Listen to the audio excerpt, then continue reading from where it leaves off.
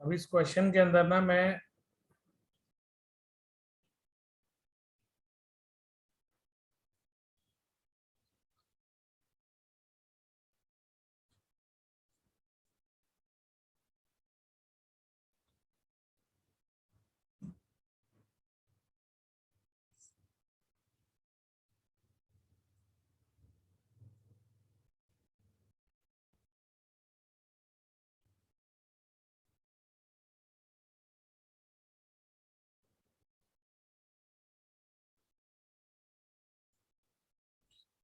ये मैं बना रहा हूं क्रेडिट साइड और इधर मैं बना रहा हूं debit side. Okay, yes sir. सबको समझ आ गया ना मैं क्या कर रहा हूं? एक्चुअली इसका फॉर्मेट थोड़ा सा विड्थ वाइज ज्यादा हो जाता है ना। बेसिकली मैं ये कैश बुक बना रहा हूं, बस मैंने बीच में क्वेश्चन की वजह से इसकी डेबिट साइड अलग कर दी है और क्रेडिट साइड अलग कर दी है। सबको क्लियर हो गया ना मेरा क्या एंगल बना के चल रहा हूं यस मैं? सर, यस समझ गए। ठीक है, इस क्वेश्चन में ना कुछ अच्छी चीजें हैं, मैं ये क्वेश्चन फटाफट करता चला जाऊंगा। जिसको जो चीज ना क्लियर हो मेरे से पूछ लेना।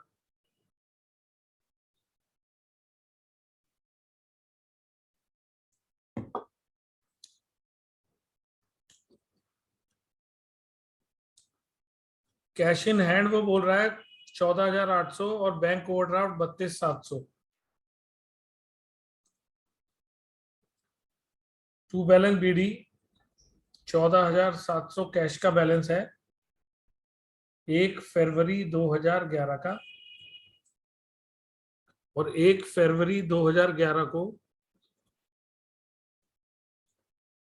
बाय बैलेंस बीडी बैंक का 32,700 का ओवरड्राफ्ट है, मतलब माइनस में बैलेंस चल रहा है बैंक में। ओवरड्राफ्ट का मतलब होता है negative balance, negative balance. Clear सबको? Yes sir. अब वो कह रहा है sold goods received cheque deposited same day 4950। तो यहां पर आएगा टू सेल्स 4 फेब को 4950। चेक हमें रिसीव हुआ और हमने सेम डे डिपॉजिट करा दिया। ये क्लियर हुआ?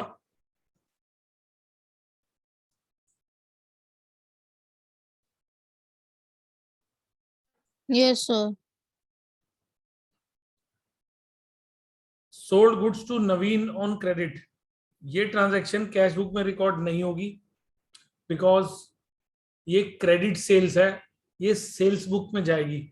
तो इस ट्रांजैक्शन को मैं यहां से हटा रहा हूं, ये सेल्स बुक में जाएगी, यानी कि ये कैश बुक में रिकॉर्ड नहीं होगी। Okay, next transaction received from Naveen a cheque of ₹9500 in settlement of his account, यानी कि 500 रुपए का डिस्काउंट अलाउ कर दिया गया और 9,500 का चेक ले लिया। ठीक है, अब यहां पर इन्होंने जब भी ये चेक की ट्रांजैक्शन आती है ना, तो हमें हमेशा एक दो आगे की डेट्स चेक करनी चाहिए। देखो 12 तारीख को क्या लिखा है इन्होंने, cheque receive from Naveen endorse to Praveen in full settlement of account of ₹9800। Naveen का चेक प्रवीण को दे दिया हमने आगे। एंडोर्स का मतलब है आगे पास ऑन करना, मतलब मैंने नवीन का चेक था आगे प्रवीण को दे दिया। समझ रहे हो बात? Yes sir. इसका मतलब है 8 तारीख की ट्रांजैक्शन और 12 तारीख की ट्रांजैक्शन, दोनों ट्रांजैक्शन कैश बुक में रिकॉर्ड नहीं होंगी, दोनों की दोनों जर्नल प्रॉपर में जाएंगी, जर्नल प्रॉपर। ठीक है, is it clear? Yes. Yes, sir.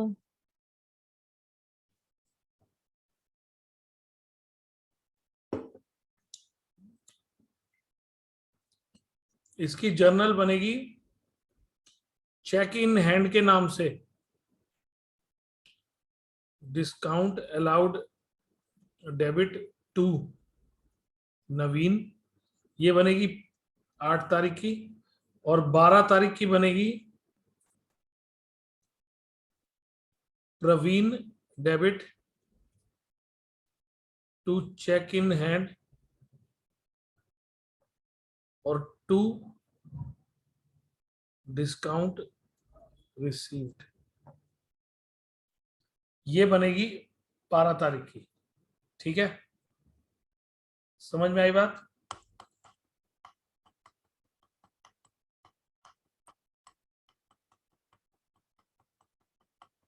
Clear हो गई ये बात? ये दोनों ट्रांजैक्शन जनरल प्रॉपर की हैं, ये दोनों ट्रांजैक्शन मैं यहां रिकॉर्ड नहीं कर रहा हूं।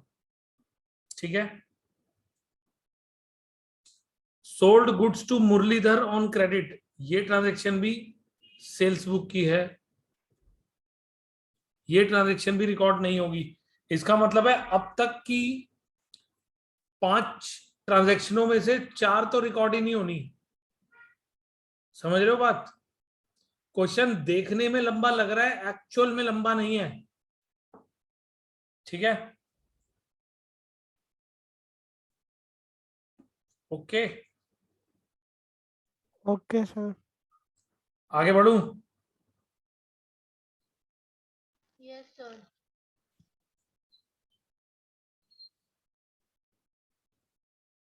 तो एक मिनट इसको डाल दो।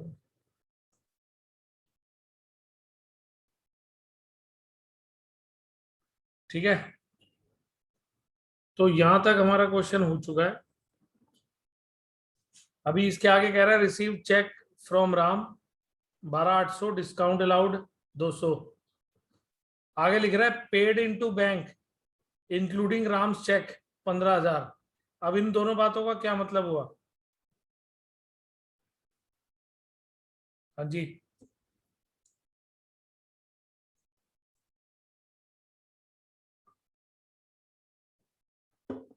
क्या मतलब हुआ इन दोनों का?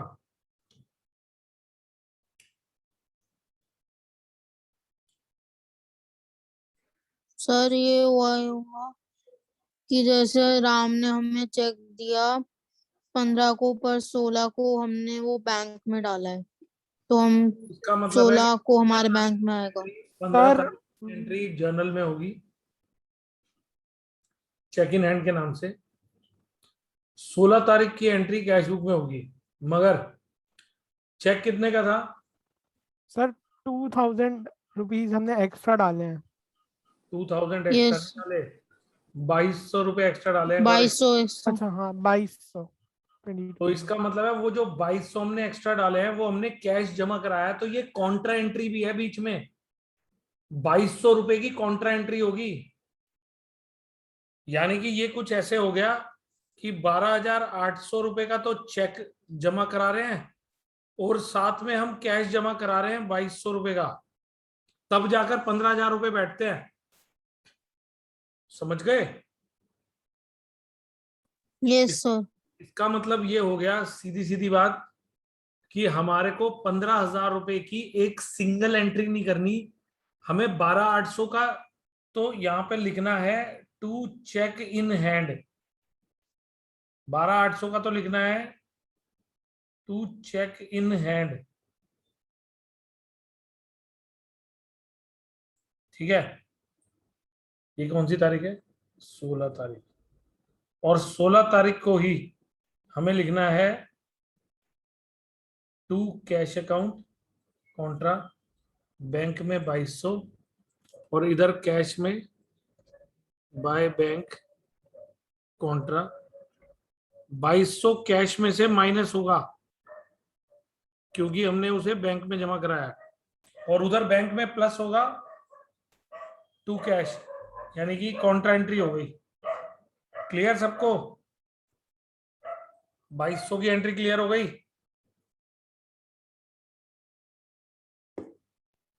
Yes sir.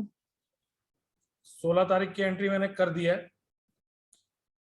15 तारीख की नहीं करी है क्योंकि वो जर्नल में होगी। जर्नल मैं अभी नहीं बना रहा हूं, मैं अभी सिर्फ कैश बुक बना रहा हूं आपके लिए, राइट?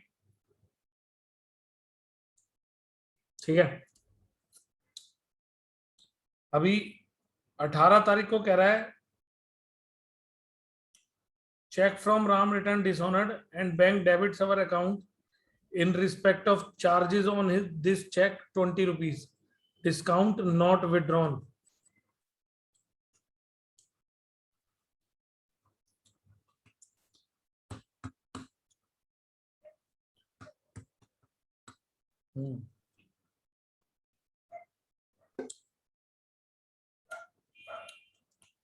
क्या मतलब बैठा इसका?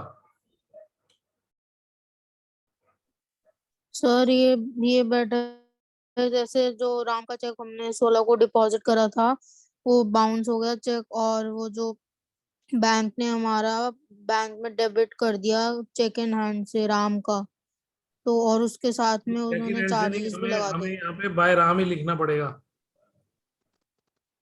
12,800 रुपए का, और साथ में बैंक 20 चार्जेस रुपए भी का। आएंगे। बैंक चार्जेस आएंगे 20 रुपए के, बैंक ने हमारे अकाउंट में से वो काटे हैं 20 रुपए के।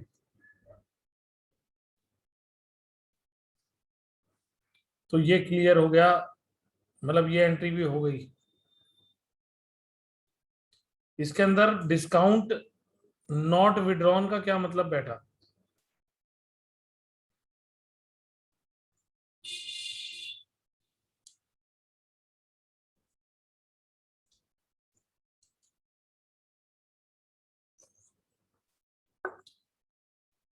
इसका मतलब ये बैठा कि जो 22 हमने कितने का,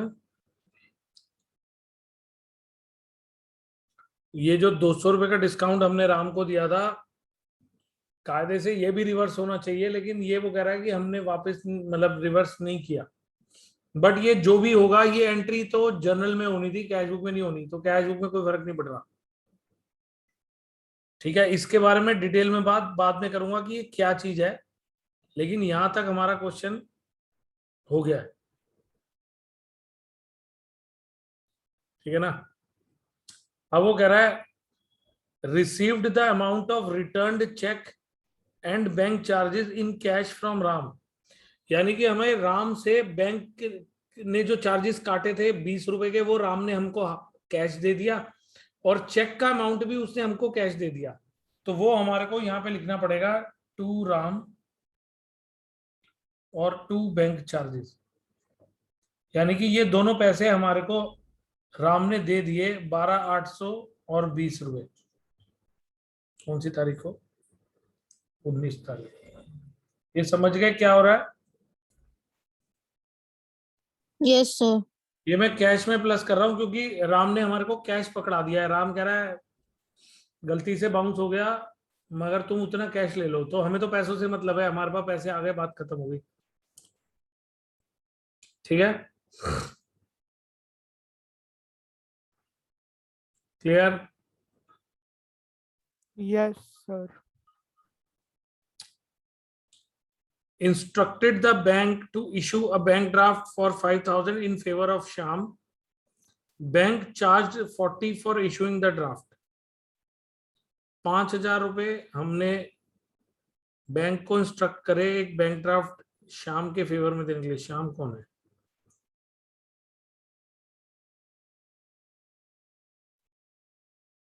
चलो,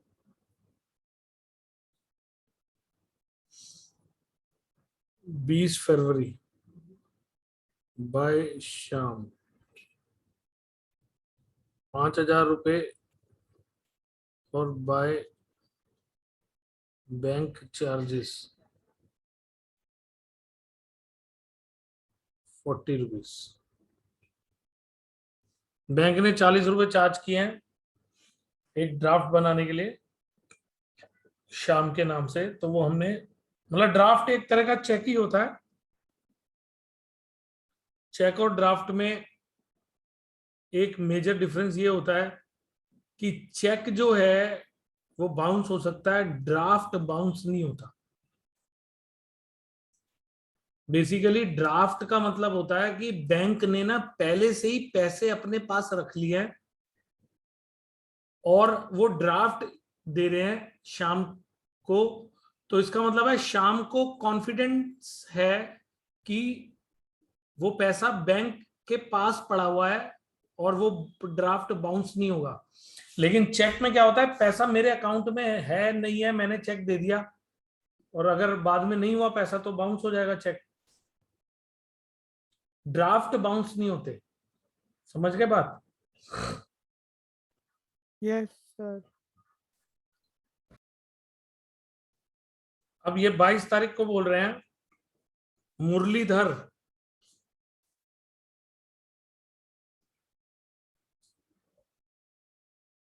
Muralidhar settled his account by means of a check of 6,200, including 200 as the interest charged from him.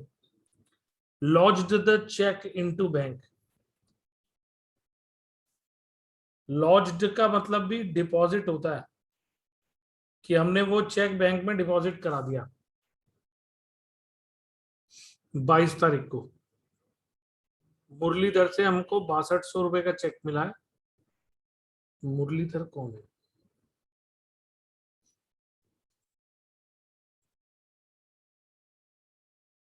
Muralidhar को हमने कुछ माल बेचा था 6,000 रुपए का, तो उसने 10 तारीख को माल बेचा था और 22 तारीख को पेमेंट कर रहा है वो, तो हमने उससे 200 रुपए का इंटरेस्ट भी ले लिया।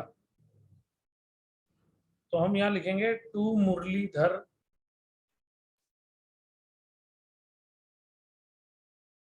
₹6,000 यहाँ, 200 रुपए टू इंटरेस्ट के नाम से लिखने पड़ेंगे।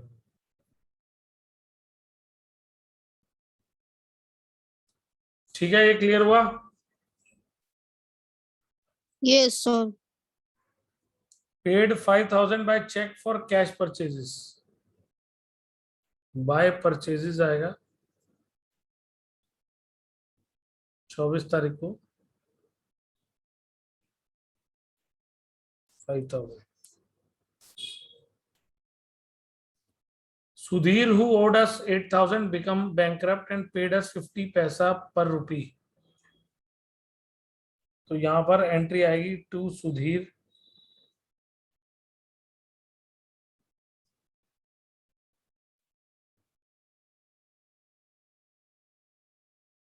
₹4,000 और एक एंट्री आएगी bad debts account debit to Sudhir ₹4,000। ये एंट्री बनेगी जर्नल में और कैश बुक में आएगी 4,000 की। मतलब उससे हमने 8,000 रुपए लेने थे, आधे उसने कैश दे दिए, आधे बैड डेब्ट्स हो गए। Clear?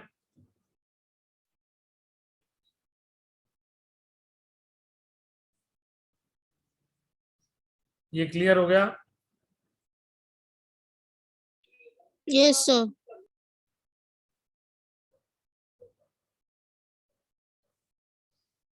Okay. Paid salary to Manohar Lal, by salary,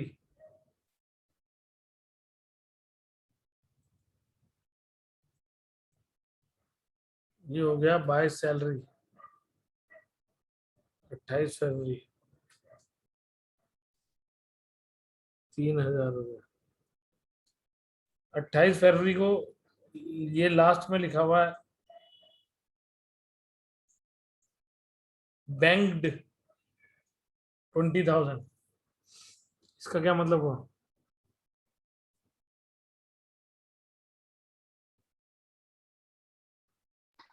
sir वो जो लास्ट में एंट्री होती थी डिपॉजिट बैंक वाली। यानी कि एक सिंपल सी बात है, कॉन्ट्रा एंट्री की बात कर रहा है वो। इसका क्लियर मतलब है कि हमने बैंक में पैसे जमा कराए 20,000 रुपए, उसको उसने शॉर्टकट में लिख दिया बैंक्ड, मतलब इतना पैसा बैंक में जमा करा दिया, उसको एक शॉर्ट में लिख दिया गया बैंक्ड। कई लोग तो इसका मतलब ही नहीं समझ पाएंगे, वो कहेंगे यार ये क्या कह दिया, तो वो कुछ करे बिना इसे छोड़ भी आ सकते हैं और कुछ लोग कर भी आ सकते हैं। तो डिपेंड करता है कि आपकी सोच क्या चल रही है। ठीक है, तो इसकी कॉन्ट्रा एंट्री है, इधर आएगा टू कैश अकाउंट कॉन्ट्रा 20,000, और इधर आएगा by bank account Contra, cash में से माइनस होंगे 20,000, नाम बैंक का आएगा, कैश में से माइनस हो रहे हैं, नाम बैंक का आ रहा है, और इधर बैंक में प्लस हो रहे हैं, नाम कैश का आ रहा है। तो बैंक के अकाउंट में कैश का नाम आएगा और कॉन्ट्रा लिखी जाएगी, और उधर कैश के अकाउंट में बैंक का नाम आएगा, कॉन्ट्रा लिखी जाएगी। अब बस इसका हमारे को टोटल बैलेंस निकालना है। ये हो गया, पहले कैश का टोटल कर लेता हूं, 20, 7 और 8 15, 1 और 4 5 और 2 7 4 11, 1 और 1 2 और 1 3, 31,520। तो इधर आ जाएगा हमारा, मैं दूसरे कलर से लिख देता हूँ, बाय बैलेंस CD 28 फरवरी को ये हो जाएगा 20, 2 और 3 5, 2 और 3 5 और 6 11, 1 और 2 3, 6,320 रुपये ये हमारा बैलेंस है PD अगले महीने के लिए, मतलब 1 मार्च। और बैंक की हमारी कौन सी साइट बड़ी है,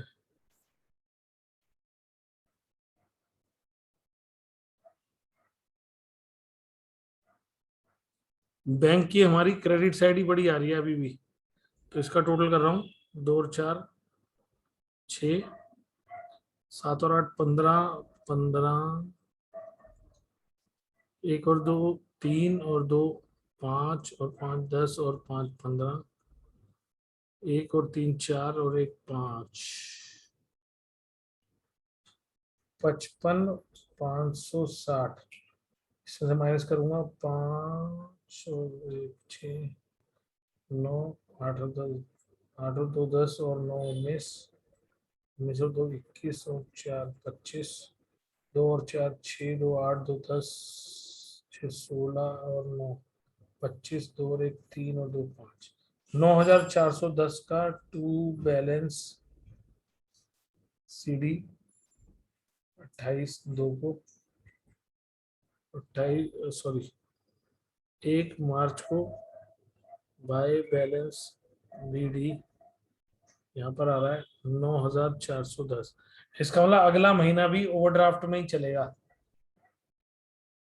तो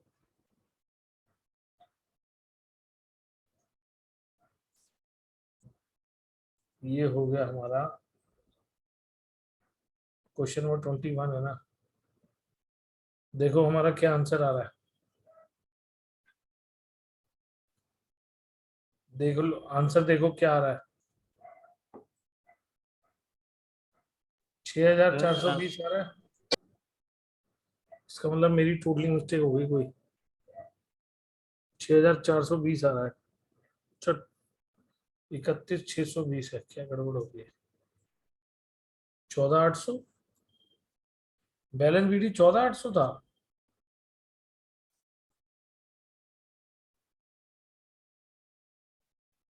क्या 14,800, अब देखो फिर वही गड़बड़ हुई मेरे से। ये मैंने 14,700 क्यों लिखा पता है, यहाँ 14,800 था, मैंने 14,700 लिखा, वो इसलिए क्योंकि यहाँ 32,700 था, मेरे माइंड में 700 रह गया, तो मैंने उसको भी 14,700 लिख लिया। इधर तो मैंने 32,700 लिखा है, मगर इसी 700 का 14,800 की जगह 14,700 आ गया। समझ गए मेरे से क्या गलती हुई।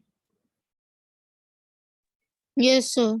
और यही 100 रुपए की गलती मेरी नीचे तक चली गई। अब आप ध्यान से देखो, इसका सोल्यूशन भी है इसके अंदर, तो ये क्योंकि मैंने यहाँ पर 14,800 की जगह 14,700 लिखा, तो मेरा टोटल, इनका टोटल आ रहा है 31,620, मेरा टोटल आ रहा है 31,520, यानी कि 100 रुपए की गलती यहीं से चलती आ रही है और मेरा बैलेंस भी 100 रुपए गड़बड़ हो रहा है। कैश का तो गड़बड़ हो रहा है, बैंक का मैच कर रहा है। देखो बैंक का इनका कितना आ रहा है 9410 और मेरा भी क्या आ रहा है 9410। ठीक है सर अभी और क्लास लोगे आप? नहीं अभी नहीं लूंगा, आज मैं बहुत थका हुआ हूँ, आज पूरा दिन ना छत नहीं पे थी काम मेरी कराना। क्लास। नहीं मैं अभी और नहीं ले रहा। कोई इस क्वेश्चन में डाउट है तो वो पूछो। ये देखो इसका सोल्यूशन ये हुआ है, इसमें देखो अब ढंग से।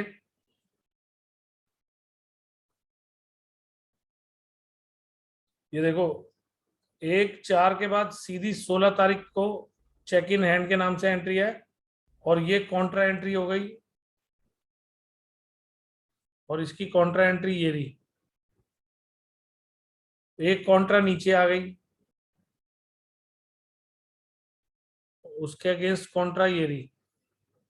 इस क्वेश्चन के अंदर 2 कॉन्ट्रा एंट्री हैं, ये क्लियर है सबको?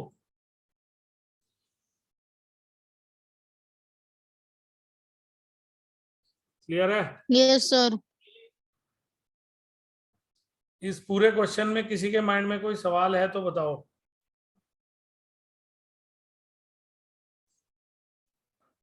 सर एक बार बस ओवरड्राफ्ट का मतलब कंफर्म कर दो। ओवरड्राफ्ट का मतलब होता है नेगेटिव बैलेंस ऑफ बैंक। अगर आपके ओके बैंक अगर आपके बैंक में बैलेंस 5,000 है और आप किसी को चेक 7,000 का इशू करते हो तो क्या होगा?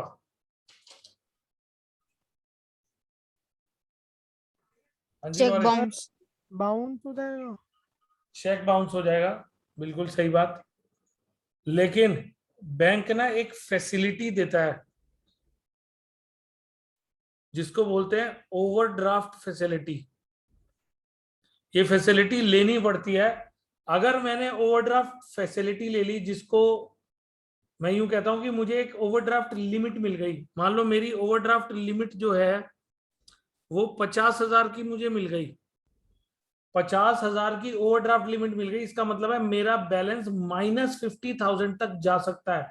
तो अगर मैं किसी को 7,000 का चेक दूंगा तो मेरा चेक क्लियर हो जाएगा, मगर मेरे अकाउंट में बैलेंस हो जाएगा 5 - 7 यानी कि माइनस का 2,000। समझ गए? उसको बोलते हैं कि यस 2,000 सर। का ओवरड्राफ्ट। Yes sir. क्लियर हुआ गौरीश? Yes sir. तो इन लोगों का 32,700 का ओवरड्राफ्ट चल रहा है, तो इसका मतलब है ठीक है सर। इनकी ओवरड्राफ्ट लिमिट होगी कुछ ऐसे ही 50-60,000 1 लाख रुपए तक की भी हो सकती है। ठीक है, ठीक है सर। बाकी सर इस पे फिर से दोबारा ज्वाइन करना है? नहीं, आज नहीं, कल ठीक इस पे फिर से बात करेंगे, कल जरूर लूंगा क्लास। ठीक है सर। ठीक है, ओके ओके सर। सर। चलो कल मिलते हैं। टेस्ट भेज देना जिसने नहीं भेजा। सर कब तक भेजूं? जब मर्जी भेज